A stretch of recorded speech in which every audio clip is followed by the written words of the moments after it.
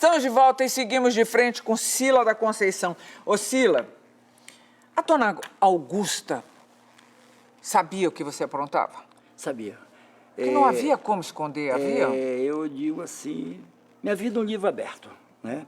Eu, desde o primeiro momento que eu saí de casa e que eu quis fazer, eu sempre fui um cara muito autoritário, ditador, querendo sempre fazer o que eu queria.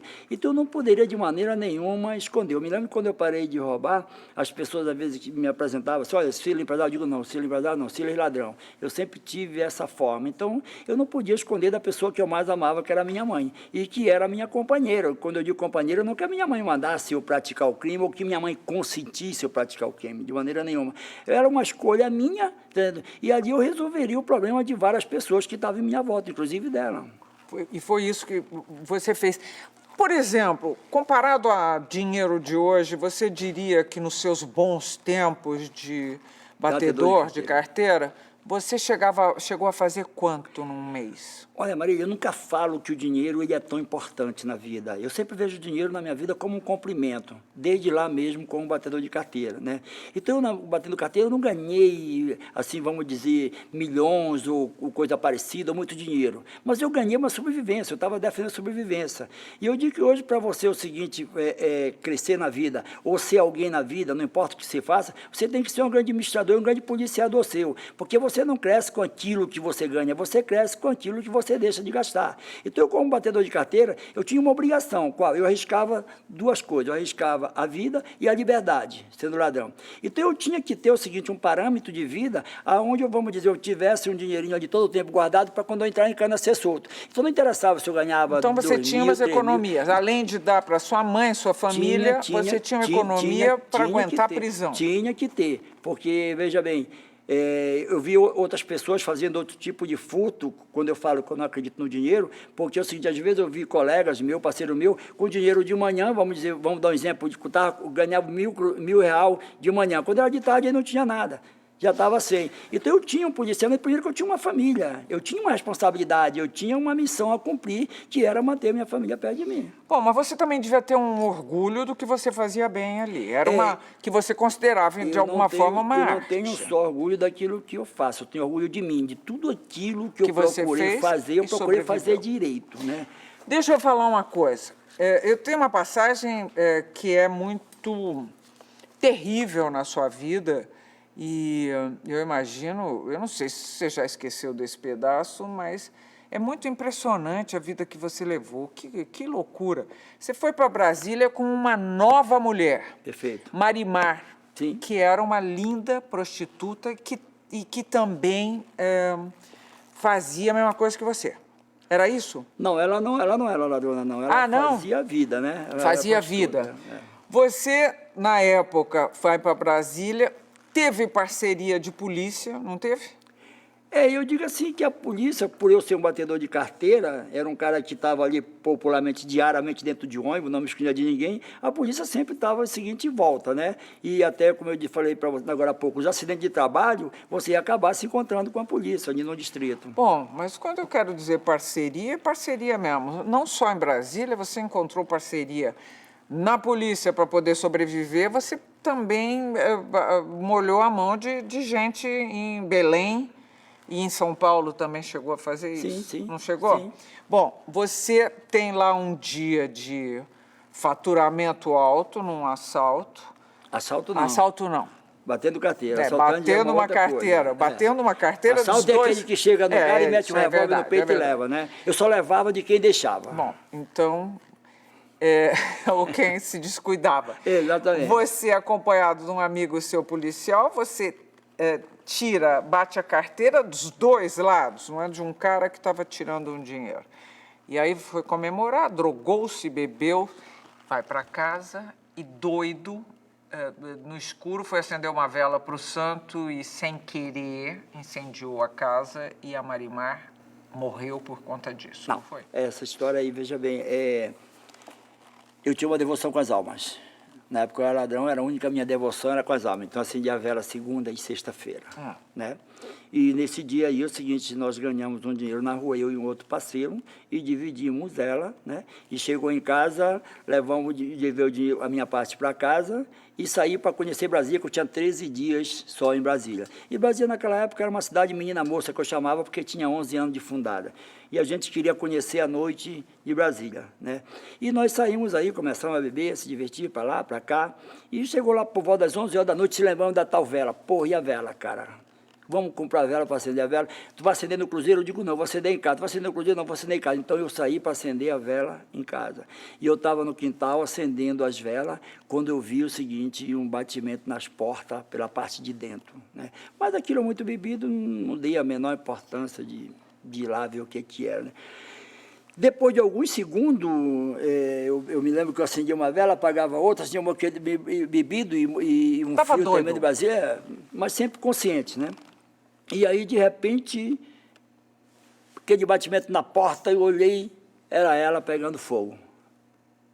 Mas o acidente dela, depois, o seguinte, já no hospital, ela me falou que ela foi colocar uma garrafa com álcool dentro de um fogãozinho jacaré, aquele fogãozinho pequeno, coisa de prostituta, coisa de ladrão, coisa desajustada. Ela foi colocar um pouco de álcool, mas só que ela pegou a garrafa e foi fazer assim. O álcool passou para dentro da garrafa e espocou em cima dela. E ela acabou levando, mas não morreu na hora também, não. O atestado de óbito dela depois saiu, que ela tinha já um tumor dentro dela e o fogo bateu lá e explodiu. Foi essa a situação dela. Bom, você sai de Brasília e vem para São Paulo. São Paulo era assim... Foi onde você encontrou mais ladrões? Com certeza, e mais gente também. Você foi morar num lugar que era um lugar onde basicamente a turma se encontrava, era isso? Eu cheguei em São Paulo pela primeira vez, eu fui morar no Brás, ali pela Rua Cavalheiro, né? E ali, lógico, que encontrei com vários ladrões de toda parte, mas o maior número que tinha ali no Brás na época era do Pará, de Belém do Pará. Né? Por que será? Inclusive, eu até digo assim que Belém fabrica ladrão, né? Eu tenho fabricava, melhor você dizer isso. Eu tenho essa ideia, porque todos os lugares que eu me encontrava em Brasília ou em São Paulo, por onde eu andei, tinha muito paraense. E eu dizia assim, era um dos maiores, vamos dizer, ladrão que eu conheci em termos da função que a gente via bater carteira, né? Mas eles tinham pouca responsabilidade. Eu dizia que o ladrão do Pará era o bom para roubar, mas um pouco irresponsável, né? Porque eu digo, às vezes, não importa o que você faça, mas tem que ter responsabilidade.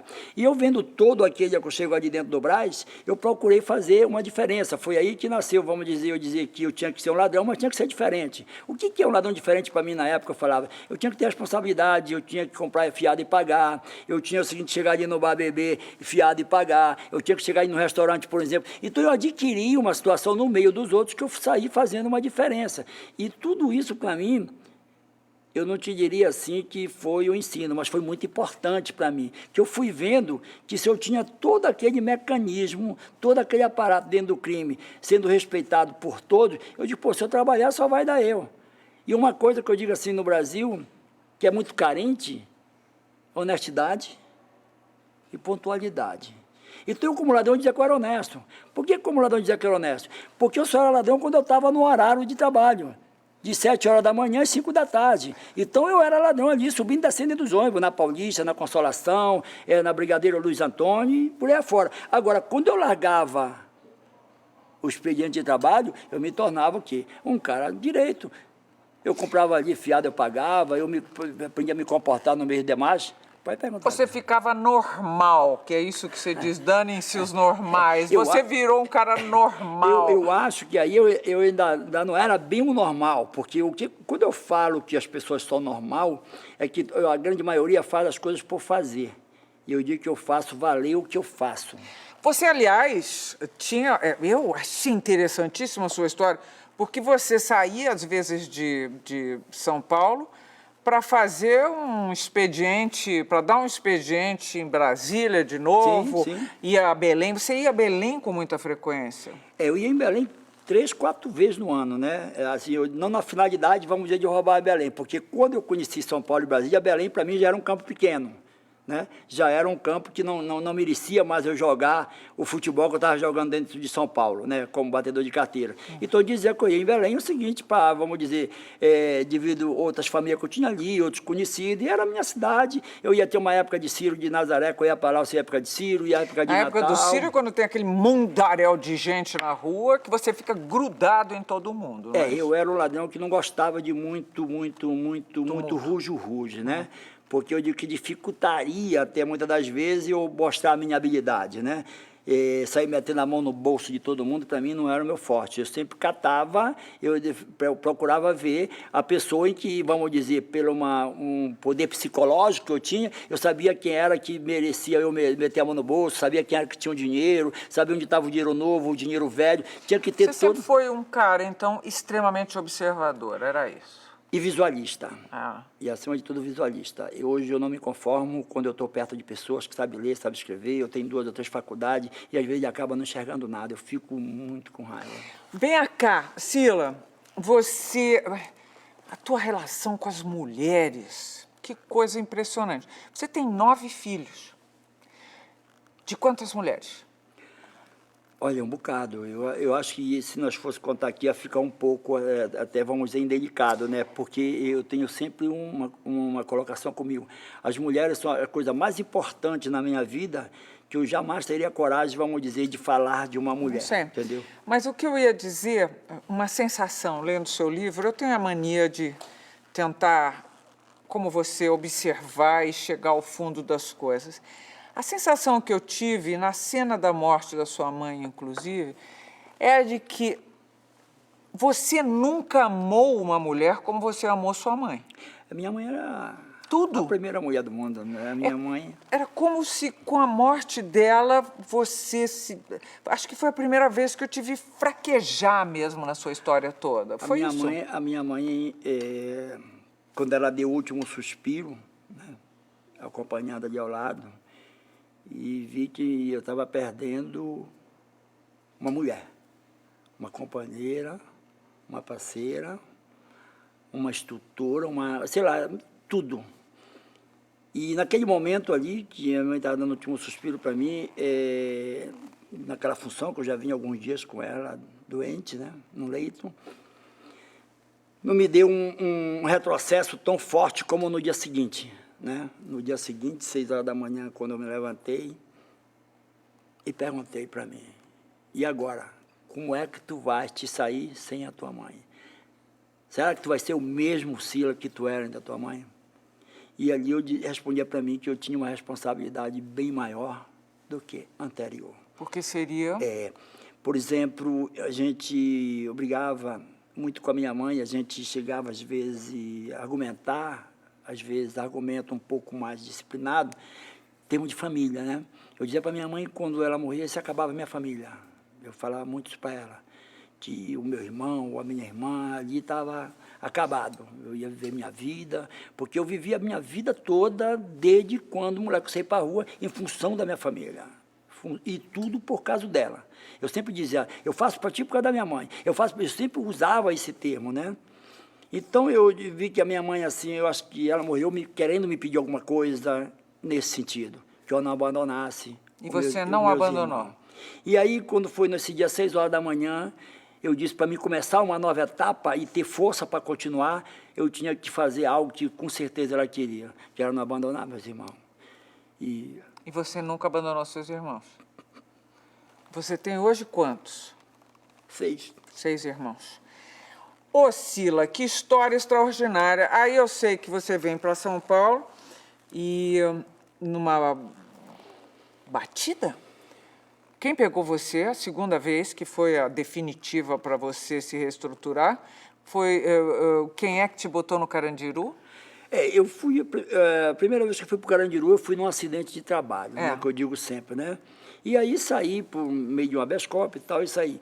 E a segunda vez que eu voltei o seguinte, até no mesmo processo, porque eu saí e não cuidei, vamos dizer, não compareci, vamos dizer, às audiências, eu acredito que sim, e acabei sendo condenado à revelia, né? E um dia eu estava num hotel, jogando um baralho lá, e a polícia chegou e levou todo mundo. E nesse meio, eu fui no meio, e chegou no DEIC, o seguinte, passamos por um departamento de captura, e eu estava premiado lá, 6 meses de cadeia. Aí voltei para a cadeia. Mas pelo fato de ser primário e ter um comportamento, até a residência fixa que tinha, a justiça me deu naquela época assim, a lei Suci, que era uma lei onde você poderia responder na rua. E eu saí logo em seguida.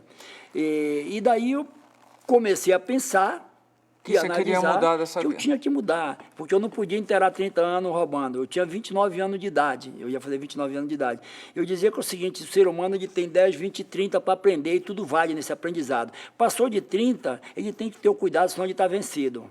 Né? Então, eu tinha o seguinte, muitas coisas em minha volta que me chamavam a atenção e que me mostrava que se eu inteirasse 30, eu não parava mais, era mais um. O que me mostrava? Eu via ladrão com 40 anos, com 50 anos, já não dando mais conta de ter aquela mesma habilidade que eu via ter anteriormente. Então, eu parei com 29 anos de idade. Bom, na volta desse intervalo que eu vou fazer agora, eu quero muito falar desse cara que surge em você, esse empresário que você virou. Chega ao fim mais um bloco da nossa conversa com o ex-ladrão Sila da Conceição, retratado neste livro, Danem-se os Normais. Nós voltamos já já.